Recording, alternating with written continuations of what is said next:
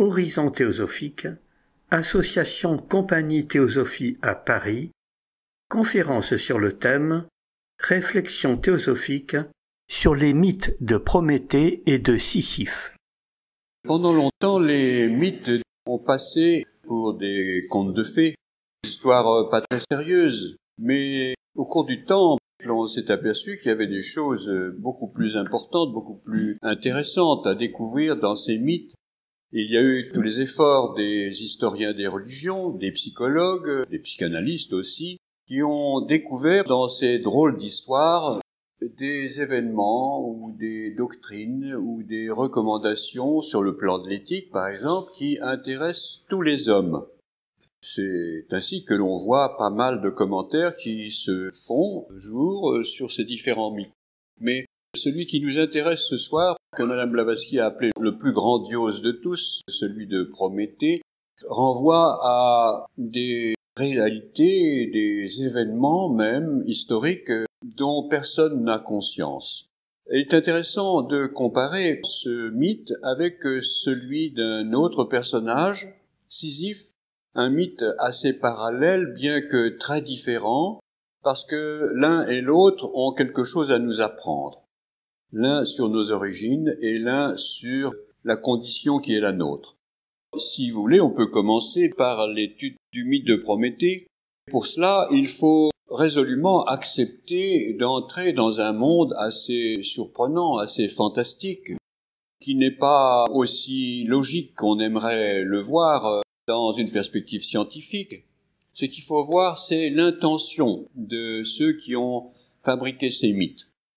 Pour ce qui est du mythe grec de Prométhée, il faut entrer dans la logique des Grecs lorsqu'ils ont établi ces différentes histoires. Et pour eux, la création n'est pas le résultat d'un seul Dieu, comme on le voit par exemple dans la Genèse.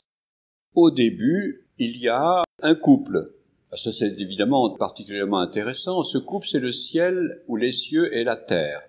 On retrouve ça d'ailleurs dans la Genèse. Les cieux et la terre, qui sont des titans, qui sont des forces ou des réalités cosmiques, et bientôt toute une famille naît de ces premiers protagonistes de l'histoire de la création. Il y a d'un côté un certain nombre de titans, comme Cronos, qui va prendre bientôt la succession de son père Ouranos, et d'un autre côté des titans, c'est-à-dire des forces cosmiques, des forces complètement universelles. Et avec le temps, du côté de Cronos vont naître des dieux, et de l'autre côté, du côté des premiers, de Japet en particulier, vont naître des titans. Et immanquablement, il va y avoir combat entre les dieux et les titans. C'est une image qu'on retrouve en Inde partout, entre les Suras et les Asuras, les Devas et les Asuras, etc. Donc il va y avoir combat pour la suprématie. Il va se trouver que l'un des protagonistes importants, le fils direct de Cronos, qui aura été sauvé de la mort par sa mère, va remporter la bataille, c'est-à-dire qu'il va défaire les différents titans, mais il va recevoir pour cela l'aide de l'un des titans, ou de plusieurs, peu importe, en tout cas particulièrement Prométhée. Prométhée est un titan qui pourtant reconnaît dans Zeus un élément important qui doit régner quelque part dans l'ordre de la nature. Ensuite, bien sûr, les titans qui ont été défaits sont châtiés durement par Zeus. L'un d'eux, Atlas, est condamné à porter sur ses épaules le monde, un autre est précipité dans les enfers, etc. Mais enfin, Prométhée et son frère Épiméthée demeurent, mais ça va pas durer très longtemps. Il se trouve bien sûr qu'après ces créations fondamentales, il va être question de créer les animaux, de créer les hommes. Il se trouve que Zeus n'a pas un grand intérêt pour les hommes. Ils ont été modelés avec de l'argile, tout ça, mais Zeus médite de les faire mourir. Et d'un autre côté, les animaux ont été créés. Épiméthée, c'est celui qui regarde en arrière, par conséquent qui voit pas plus loin que le bout de son nez. Par contre, Prométhée, celui qui regarde en avant, qui voit bien plus loin, même très très loin dans le futur. Mais malheureusement, Épiméthée, qui s'oppose à son frère par ses dispositions, a donné aux animaux tout ce qu'il leur fallait. Des ongles, des fourrures, des griffes, des dents acérées, etc. Tout ce qu'il fallait pour survivre, et bien. se défendre sur la terre. Par conséquent, aux hommes, il ne reste rien. Ils sont nus, ils sont par conséquent condamnés à mourir. C'est là que Prométhée va entrer en scène comme un bon géant mu de compassion. Il va s'arranger pour que ces hommes puissent se redresser et puissent parcourir une route, un destin beaucoup plus glorieux et plus large que celui des animaux. Prométhée, qui est un familier des dieux, il a été familier aussi d'Athéna, déesse de la sagesse, qui lui a appris toutes sortes de belles choses, et il va au ciel et là, près du char du soleil, il prend le feu du soleil et après s'être emparé de ce feu, qui était à la disposition des dieux, il va descendre du ciel jusqu'à la terre en ayant emprisonné quelque chose de ce feu dans une férule, c'est-à-dire une ombellifère dont la moelle est capable de rester enflammée sans brûler pour autant l'écorce. Il arrive sur la terre, il donne le feu aux hommes. Bien entendu, ça va changer beaucoup de choses.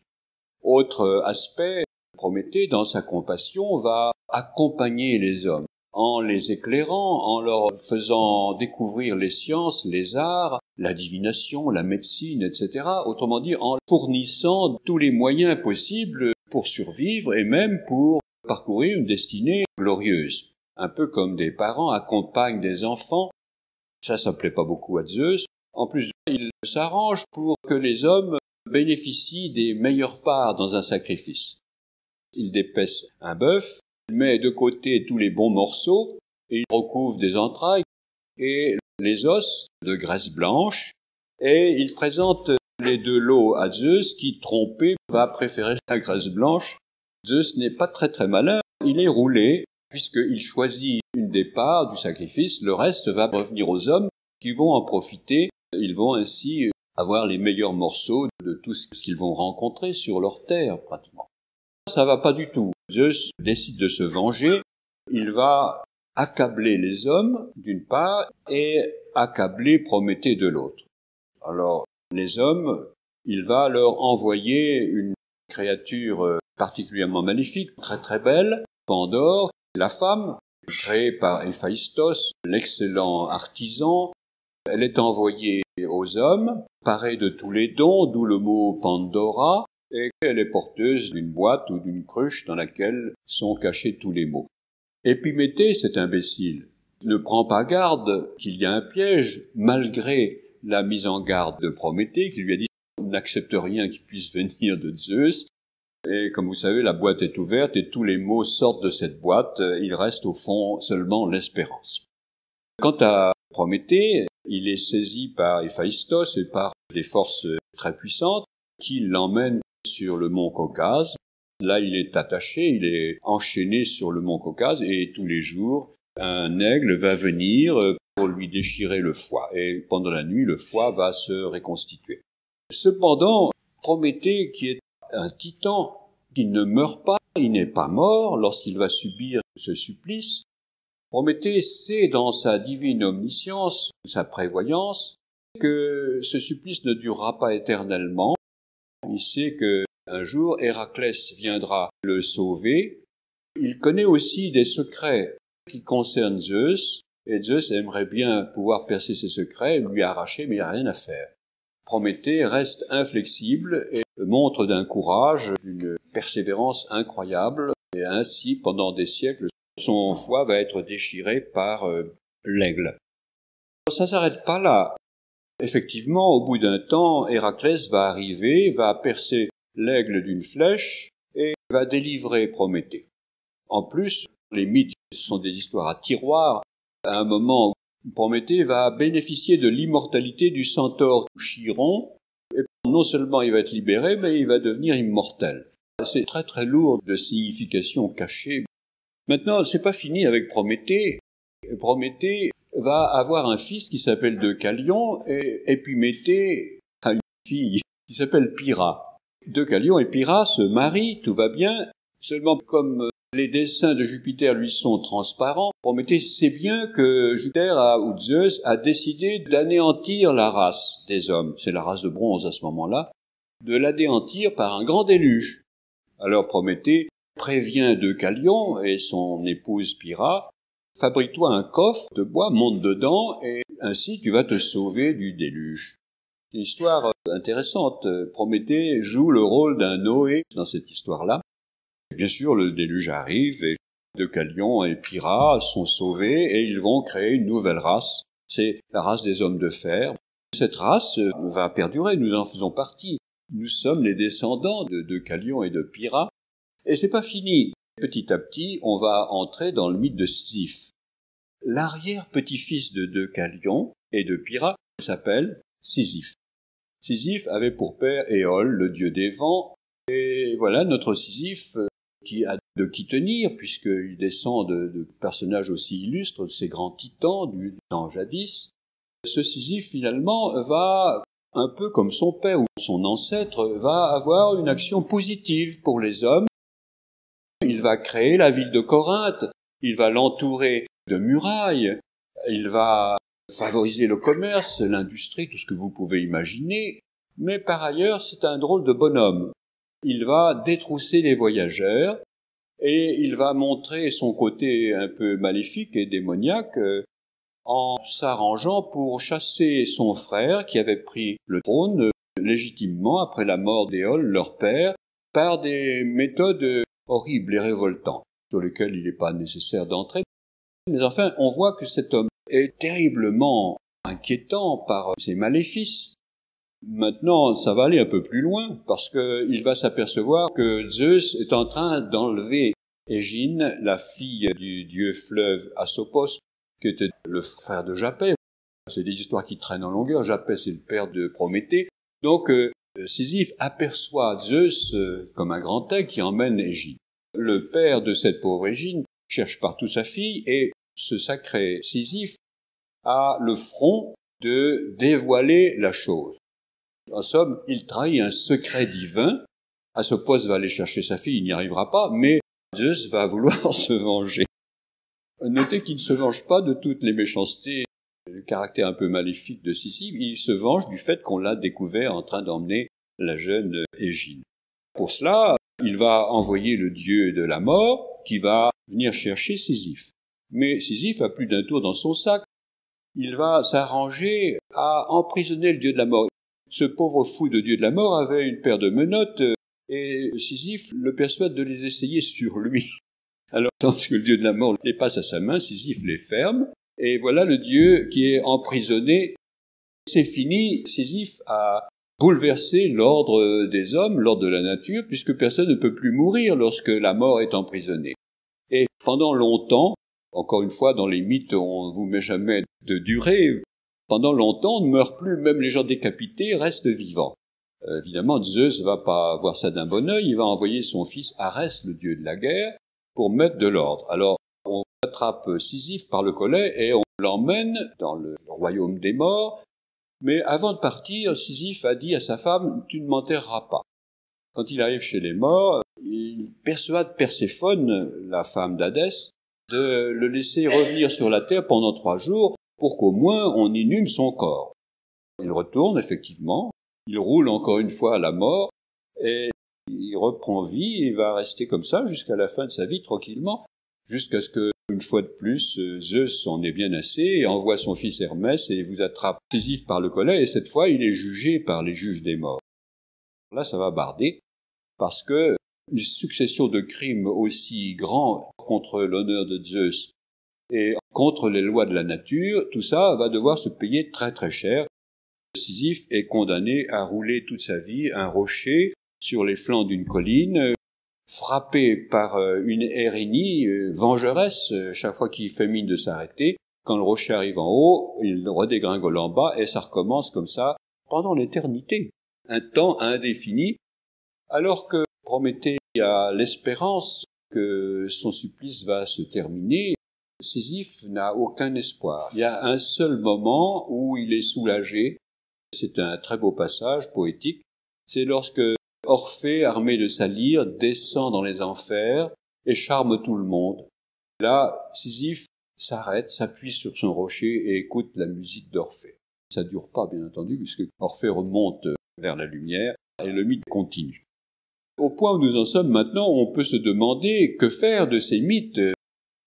Bien sûr, Toutes sortes de mythographes se sont penchés dessus, ou des littérateurs, des poètes, etc., surtout des romantiques ou d'autres. Bien sûr, on s'est penché sur le mythe de Prométhée, qui représente l'homme rebelle, révolté, qui ne supporte pas l'injustice, l'abus de pouvoir, etc., et qui est prêt courageusement à supporter tous les maux pour arriver jusqu'au bout de ses projets et faire triompher son idéal. C'est très beau, bien sûr. Un psychologue aura aussi sans doute trouvé d'autres explications. André Gide a fait une pièce sur Prométhée mal enchaîné, où le vautour ou l'aigle représente les passions humaines qui déchirent le foie de Prométhée, mais il l'a peut-être bien lu quelque part dans la doctrine secrète. Maintenant, pour ce qui est de Sisyphe, il y a eu toutes sortes d'interprétations des psychologues. Le mythe de Sisyphe, c'est par excellence le thème du complexe d'échec. Il y a des hommes, des femmes, qui passent leur vie à essayer de réaliser quelque chose et chaque fois ça rate. Ils courent après toutes sortes d'amour, ça marche bien et puis jusqu'au temps où ça ne marche plus du tout, etc. Et tous les projets, tous les efforts, tout ça sont réduits à zéro et ça n'arrête pas de recommencer comme ça. On peut imaginer des choses comme ça, mais il faut entrer avec la théosophie dans ces mythes d'une façon peut-être un peu plus profonde et plus cachée. Pour ce qui est du mythe de Prométhée, Prométhée s'oppose très nettement à Zeus. Comme ça a été suggéré par un successeur de Madame Blavatsky, Zeus renvoie ou représente, incarne l'ordre de la nature, avec l'impulsion naturelle que doivent suivre tous les êtres qui sont engagés dans le processus de l'évolution. Ainsi, les animaux progressent de cette façon, etc. Mais pour ce qui est de l'homme, on ne peut pas imaginer que l'homme est le résultat purement et simplement d'une évolution naturelle.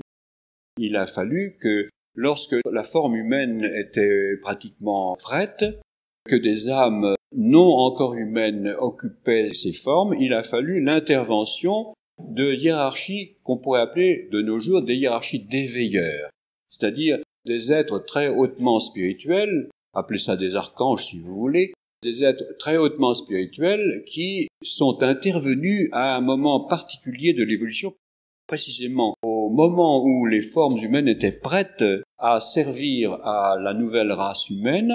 Ces hiérarchies d'éveilleurs ont quitté, pourrait-on dire, leur ciel, c'est bien l'histoire de Prométhée qui quitte son ciel pour descendre sur la terre, ou plus exactement pour descendre vers ces âmes humaines en formation.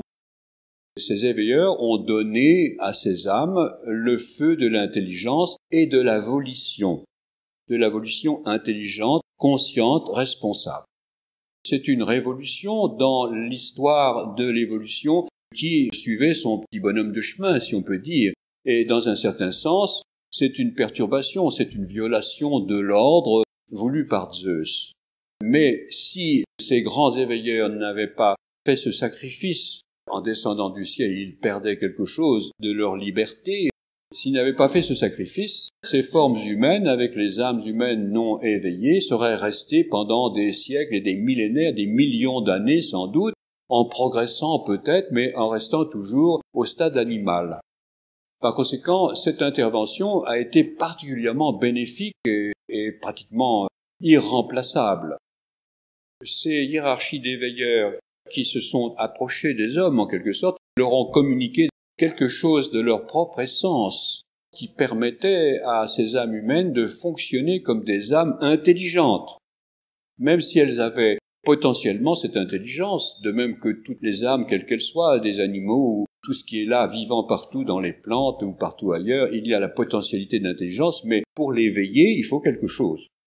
Il faut ce don particulier du feu et de l'essence de ces éveilleurs qui stimulent ainsi l'éveil de l'intelligence et son utilisation.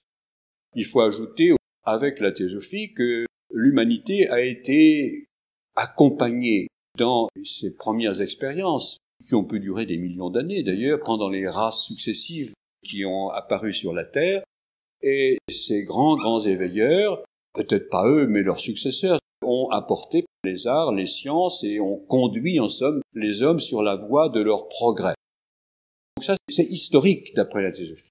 Ce sont des choses qui remontent à des millions d'années, mais c'est historique, c'est arrivé effectivement. Maintenant, lorsque ces éveilleurs sont venus en contact avec l'humanité, ils ne sont pas repartis dans leur ciel. Ils sont restés attachés aux âmes qu'ils avaient éveillées et sont restés ainsi pour surplomber en quelque sorte l'âme de l'homme qui s'éveillait et qui faisait ses expériences et pour l'inspirer également.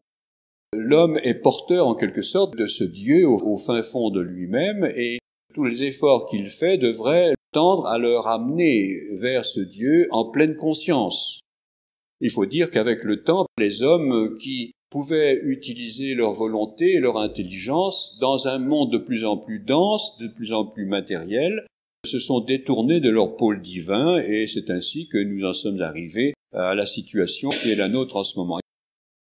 De façon concomitante avec l'éveil de cette intelligence, les corps utilisés par les âmes humaines se sont densifiés alors qu'avant elles étaient encore purement astrales ou éthérées, elles se sont densifiées.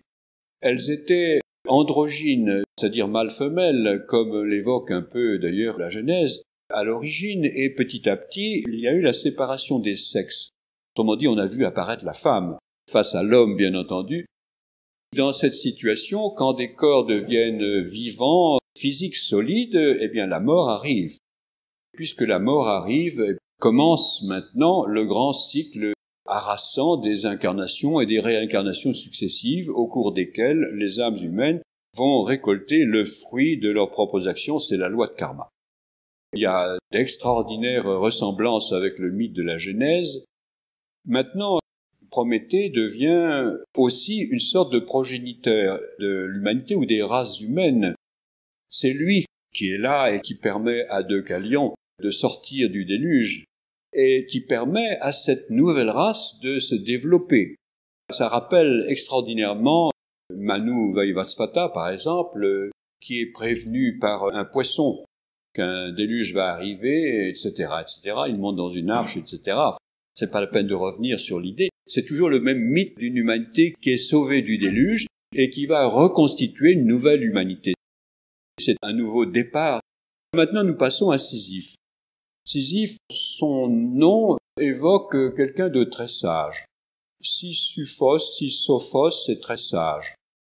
Il y a même un universitaire byzantin des premiers siècles de l'Église, de notre ère, qui a analysé son nom de la façon suivante. Sisyphos, si ça renvoie à Sio, qui renvoie à Théos. Théos, c'est dans les langues éoliennes ou doriennes peut-être. Donc Théos et Suphos, évidemment Sophos. Par conséquent, Sisyphe, c'était un homme qui était divinement Théosophos, divinement Sophos, divinement sage. Mais il faut savoir que le mot Sophos ne veut pas dire seulement sage, ça veut dire aussi quelqu'un d'habile. Un artisan, par exemple, va être appelé Sophos, et cette sagesse peut devenir tout simplement de la roublardise, de l'habileté à rouler les gens. Donc Sisyphe est finalement l'homme par excellence qui utilise son intelligence pour son propre bénéfice. Autrement dit, qui détourne le grand pouvoir de l'intelligence que son ancêtre avait donné aux hommes pour son propre bénéfice et pour perturber les lois de la nature. Quand il arrête la mort, c'est beaucoup plus grave que de donner l'intelligence aux hommes. Il perturbe l'ordre cosmique et pour ces raisons, il va être condamné. Et notez bien que lui n'est plus vivant, alors que Prométhée reste vivant. Notez bien que lui est sous terre, alors que Prométhée, lui, est sous le ciel, sur son rocher. Et sa peine va durer très longtemps. Cette histoire de Sisyphe, ça renvoie bien entendu à notre situation. Qu'est-ce que c'est que l'homme tel que nous sommes en ce moment? C'est une âme humaine qui est engagée dans un processus, dans un pèlerinage, qui normalement devrait la ramener vers le divin, vers le monde intérieur, profond, où trône le divin. Mais malheureusement, du fait que nous sommes tombés dans l'ignorance, nous ne cessons de créer des causes qui nous font souffrir et qui nous ramènent constamment sur la terre. Autrement dit, ce fameux Sisyphe qui pousse son rocher et qui n'arrive jamais à l'amener jusqu'en haut, c'est très exactement l'image de la cage d'écureuil dans laquelle nous sommes. Nous vivons, nous naissons, karma nous met face à des conséquences de nos actions passées, nous en tirons plus ou moins des leçons, des bonnes expériences, mais en même temps, nous fabriquons du nouveau karma. Ça veut dire qu'à la fin de la vie, c'est pas fini. Le rocher redégringole, on pourrait dire, et la naissance suivante, ça va continuer, peut-être de plus belle. Plus nous perdons de vue notre objectif, le but que nous poursuivons dans notre pèlerinage qui nous ramène vers le divin, plus les difficultés s'accroissent. Un autre aspect du mythe de Sisyphe, qui est bien entendu plus spécial et peut-être plus directement concerné par l'histoire de Sisyphe, renvoie aux expériences cauchemardesques que peuvent vivre des hommes qui sont résolument des ennemis de l'humanité, par exemple des criminels très endurcis, pleins de passion, qui sont exécutés, qui sont balancés dans la mort encore vivants, pourrait-on dire. Et là, d'après ce qu'on comprend dans la théosophie, ils sont voués pendant un certain temps à traverser une épreuve particulièrement horrible qui consiste à revoir toute leur vie avec tous les crimes qu'ils ont perpétrés, avec par exemple aussi le jugement qu'ils ont subi, etc., et jusqu'à leur exécution capitale. Et là, au moment où arrive l'exécution, on croit que c'est fini. Non, ça recommence au début. Et ça se déroule encore jusqu'à l'exécution. Ça recommence au début. C'est quelque chose qui a été décrit dans certaines NDE, enfin certains récits de personnes qui s'étaient suicidées dans des conditions probablement assez violentes et atroces, qui ont raconté ce genre de rêves ou de cauchemars récurrents qui n'en finissaient pas. Le mythe de Sisyphe nous renvoie peut-être à ce genre d'expérience. Bien sûr exceptionnel, il faut dire que Sisyphe est un criminel exceptionnel. Maintenant, notre problème, c'est comment faire pour rapprocher ces deux mythes. Eh bien, quand on pense à l'homme que nous sommes ou à la femme que nous sommes, nous voyons bien que il y a un rapport entre Prométhée d'une part et Sisyphe de l'autre. Nous sommes les Sisyphes, mais malheureusement, nous avons oublié qu'il y a au fond de notre cœur ce Prométhée, cette espèce de titan divin qui est comme notre promesse de divinité à qui nous devons tous les grands dons que nous avons, l'intelligence, l'amour, la capacité de créer, etc. Enfin, tout ça, nous le devons à l'incarnation de ces grands éveilleurs.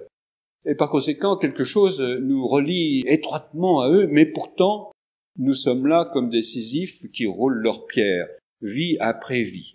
N'est-ce pas que nous devrions prendre conscience de tout cela et savoir que le Dieu où se Prométhée attend que Héraclès vienne le sauver.